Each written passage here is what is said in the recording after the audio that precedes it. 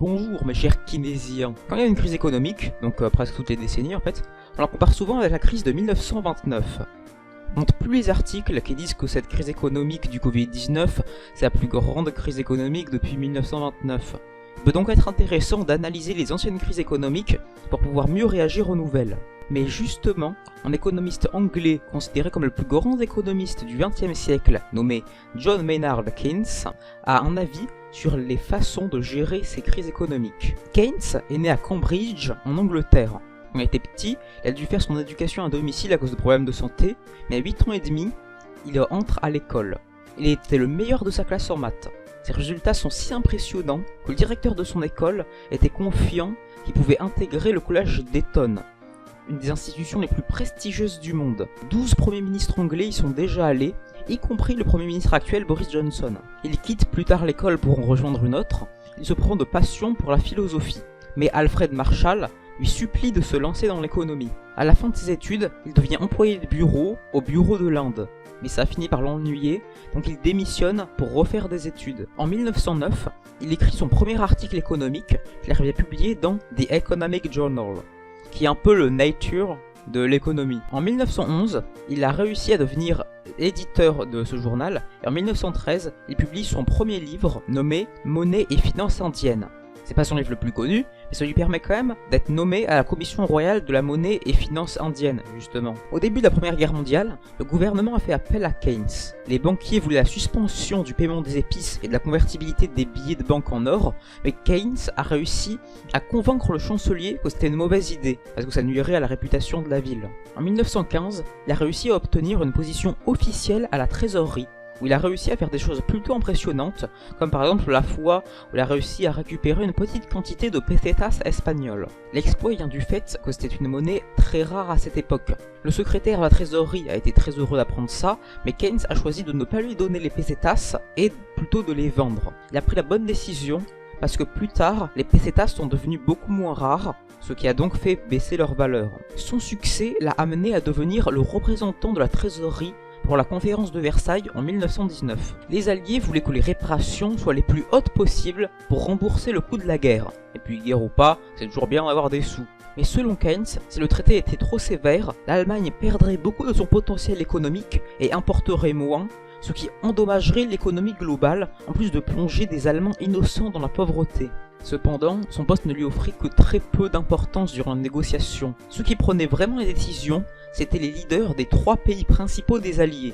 Davis Lloyd George pour le Royaume-Uni, Georges Clemenceau pour la France, et Woodrow Wilson pour les USA. Malheureusement, il n'avait que des contacts avec Lord George, qui a sympathisé avec Keynes, et le public voulait se venger de l'Allemagne en imposant des réparations les plus hautes possibles. Mais George s'est quand même opposé aux Français, qui eux voulaient un traité encore plus dur que les Britanniques pour rembourser le coût de leur industrie qui a été en partie détruite lors de l'invasion allemande. Winston avait par contre la même opinion que Keynes. Il pensait qu'un traité trop dur pourrait causer une montée de l'extrémisme en Allemagne et que priver l'Allemagne d'argent réduirait les importations, ce qui serait négatif pour l'économie mondiale.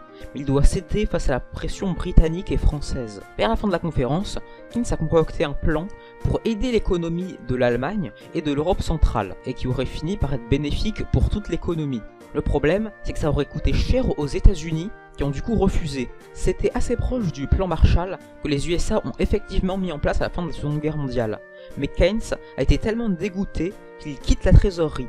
Il écrit à la place un livre intitulé « Les conséquences économiques de la paix », dans lequel il explique ses prédictions pour les conséquences économiques du traité de Versailles. Mais c'est vraiment à partir de ce livre qu'il commence à être considéré comme un grand économiste. Après ça, il publie plein d'autres livres, mais qui sont pas super importants. Mais en 1936, il publie son plus grand chef-d'œuvre, nommé « Théorie générale de l'emploi, de l'intérêt et de la monnaie ». Ce livre est considéré comme étant le texte économique le plus influent du XXe siècle. Il a posé les bases du keynésianisme et de la macroéconomie en général, qui est une sous-discipline de l'économie.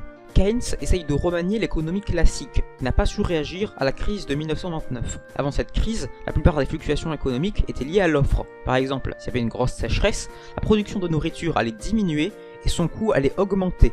Il faut donc attendre juste que la production se stabilise. Or ici, le problème venait pas de la production, mais du système financier. L'effondrement de la bourse ruine les consommateurs, qui dépensent moins, ce qui ruine les entreprises, qui doivent donc licencier des employés, ce qui fait que ces personnes n'ont plus d'argent, doivent moins consommer, etc. Les moyens de production ne changent pas, il y a toujours autant d'usines, mais pourtant le chômage crève le plafond et le PIB est en chute libre. Dû à ce cercle vicieux, la solution de l'économie classique, qui était d'attendre, ne fait qu'empirer les choses.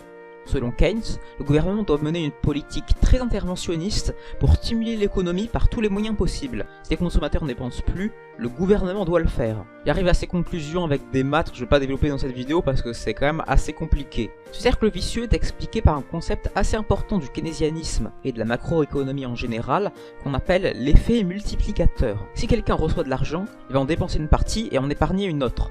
La personne qui reçoit cette partie va faire pareil, et ainsi de suite. Ce qui fait que si on investit 1 euro dans l'économie, les dépenses totales seront plus grandes que celles investies. Mais ça fait aussi que si quelqu'un réduit ses dépenses, ça peut avoir un grand impact sur l'économie globale. Même si ce multiplicateur est dur à calculer, car c'est pas simple de savoir combien chaque personne économise et dépense, en fait le multiplicateur est important car il peut dire s'il faut mieux pratiquer une politique de relance en stimulant l'économie ou d'austérité, en baissant les dépenses publiques et en augmentant les impôts. Imaginons un pays fictif appelé le Pifistan. Ce pays est frappé par une crise économique et le gouvernement met en place des mesures fortes pour en sortir, en donnant 1 euro à un Pifistanais pour stimuler l'économie. Mais en voyant cette dépense colossale du gouvernement, le Pifistanais se dit que les impôts vont augmenter pour compenser le coût de cette mesure et décide d'épargner son euro.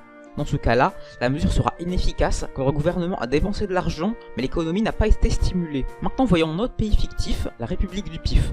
Dans ce pays, les conditions sont les mêmes à l'exception que les pifiens dépensent 80% de ce qu'ils reçoivent et épargnent le reste. Le pifien va donc dépenser ses 80 centimes, et l'entreprise qui les a récoltés va pouvoir payer ses employés, qui vont donc eux aussi pouvoir dépenser leur argent, etc. Ce qui fait que 7 euros dépensés auront un impact bien plus grand dans l'économie pifienne que dans l'économie pifistanaise. Pour résumer, selon Keynes, il faut stimuler l'économie quand on est en récession, quitte à s'endetter ou à faire augmenter le déficit. Et augmenter les impôts quand il y a un boom économique pour rembourser les emprunts qu'on a fait, qu'on a utilisés pour nous sortir de la dernière crise économique. Contrairement aux économistes classiques qui pensent qu'il faut que les gens épargnent pour faire des investissements à long terme, Keynes pense qu'il faut que les gens consomment le plus possible pour faire circuler l'argent. Mais comment fonctionnent ces mesures en pratique? Quelles en sont ses limites? Pourquoi le keynésianisme a-t-il été oublié? Pourquoi a-t-il fait un comeback en 2008? Comment un cliffhanger peut-il offrir moins de hype? Ce sera le sujet de la deuxième partie en featuring avec Roosevelt, Reagan et Thatcher. Et d'ici là, adeo!